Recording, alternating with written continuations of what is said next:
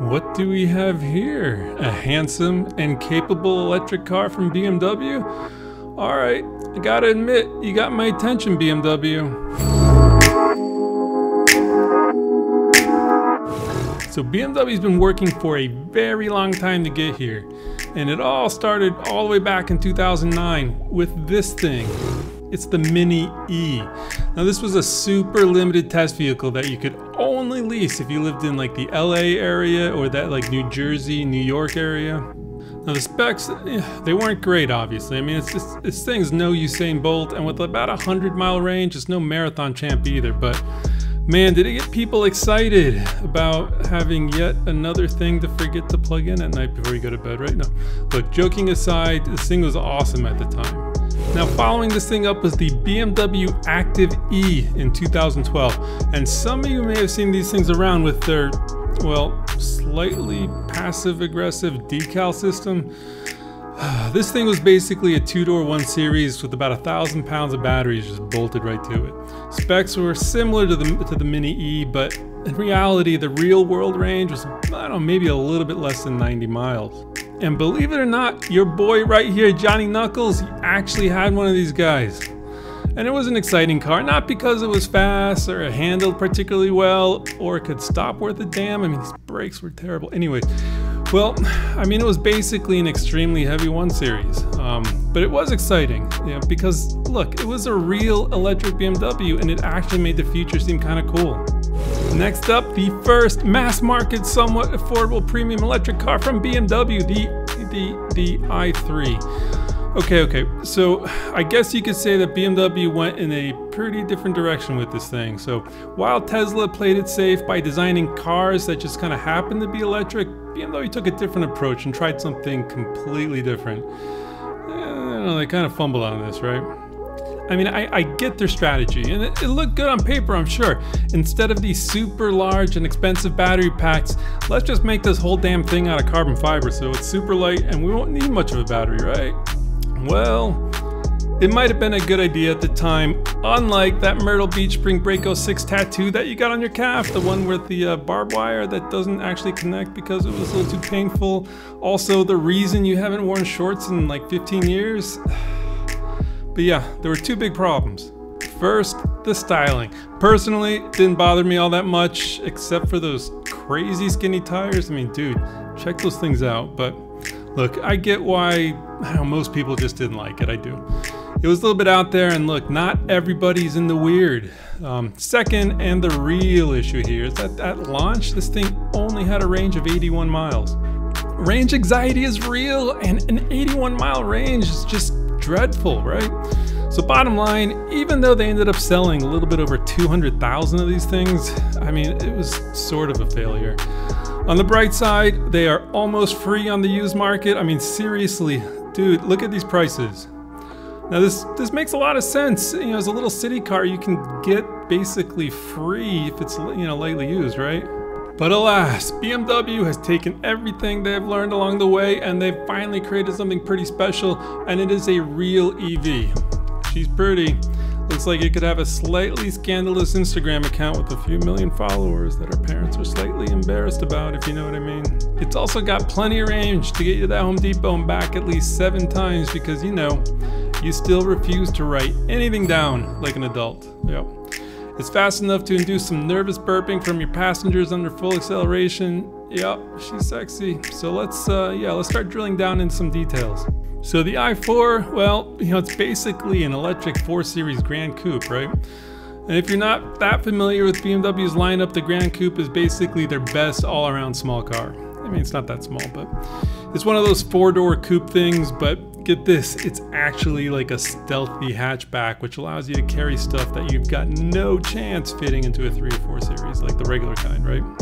Love this. All right, so let's take a look at some details. So Mega Grille is here, obviously.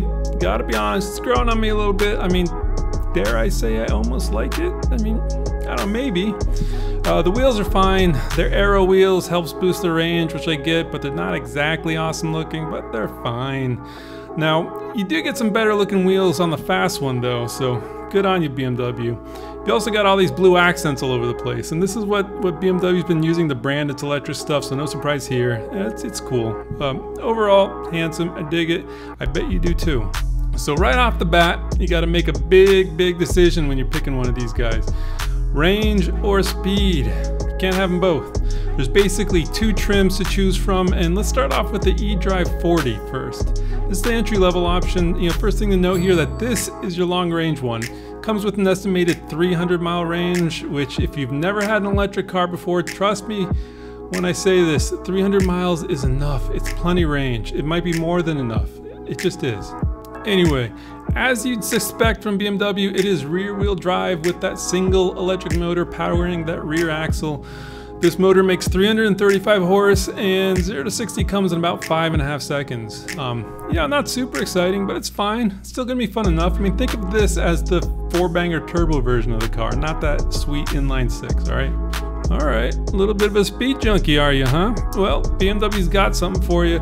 I'm talking about the M50 version of this i4, and look, let's just get straight to the numbers. We are talking 536 horsepower from the addition of a second motor. This one's up front, it's going to give you all-wheel drive. Now BMW is saying that 0 to 60 is going to come in 3.7 seconds. But, and look, we all know that BMW is notorious for underrating their horsepower and acceleration numbers. I will bet you my next paycheck that this little bulldog's actual 0 to 60 time is going to be much closer to like 3.3, maybe 3.5 seconds. Anyhow, all of this electric adrenaline, well, it's going to cost you something, and that something is range, which now we're looking at 245 miles. Look, still plenty of range for most people if you ask me. So that options list and all the specifics about the various trims, well, all that stuff's being ironed out still, so not a lot of info to go over there. But we do know a few things, like the price.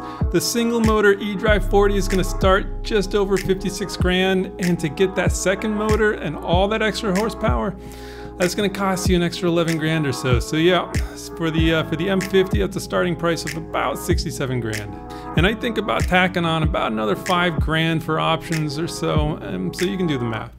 Oh, so the other thing we know is that the eDrive 40 is going to come with the 18-inch wheel standard, with 19s being optional, and for the fast one, the M50, you got 19 standard and 20s optional. But we're going to have to revisit all of this stuff when the configurator goes live.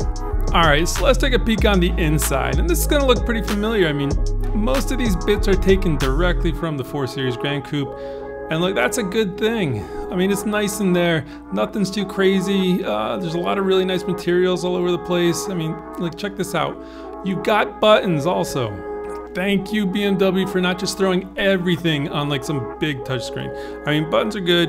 Not too many buttons, but listen, having a few buttons is a very good thing. The other thing to check out is this mega curved screen. Well, I mean, it's actually 2 screens. You've got a 12-inch instrument cluster right next to this 15-inch infotainment screen. It's all just like one big glass curvy thing. It's cool, right?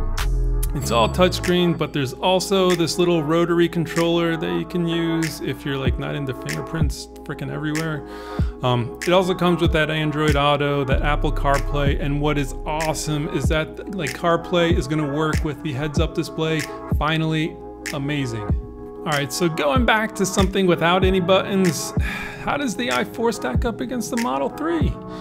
Well, before we get into the weeds here, I do think we have to concede a few, like, I guess, sort of big things to Tesla. First, the tech, the Autopilot option, I mean, it's just so far ahead of everybody else, and they're getting better and better at it. I mean, it's not perfect yet, but nobody can really touch Tesla when it comes to, well, I guess not driving your car. Next up is this Supercharger Network. Again, Tesla is just so far ahead of the competition here, it's crazy. I mean, you can basically drive a Tesla anywhere in North America and be like more or less within reach of a top off. And they all work. And they're just like, nobody else has anything like this. Like, and it's no secret that the other guy's charging network is like just total dog crap. I mean, really, it seems like half of them just don't even work at all. And the other ones, like maybe part of them sort of barely work. So yeah, so those 2 things, those are big check marks in favor of Tesla. That is, unless you're like, I don't know, cool with driving yourself and you don't take that many road trips. All right, styling. And this one is obviously subjective, and look, they're both these four-door coupe hatchback things, so we're all good there. And personally, even with Mega Grille, I think the edge goes to BMW here. And it's not so much that the i4 is like some, I don't know, some like NFL-loving supermodel with an endless appetite for nachos and craft beer. It's more like the Model 3 is, well, if it was an ice cream flavor, like it might be vanilla, but like probably not that Breyers vanilla. I'm talking like that soy vanilla with just a dusting of freezer burn. I mean, it's kind of boring, kind of uninspiring, but it's also not really gonna offend anybody, right? All right, moving to the inside and kind of more the same here. Well, look, I don't think it's even close actually. I mean, the BMW is just a nicer place to be unless you subscribe to some like ultra minimal Scandinavian neo-hipster lifestyle. We also have some buttons here, and you're also able to see your speed without taking your eyes off the road in the BMW. And this isn't so much a point for BMW as it's more of a plea for the hipsters at Tesla. I mean, look, the giant screen is cool. It really is. And I'm serious.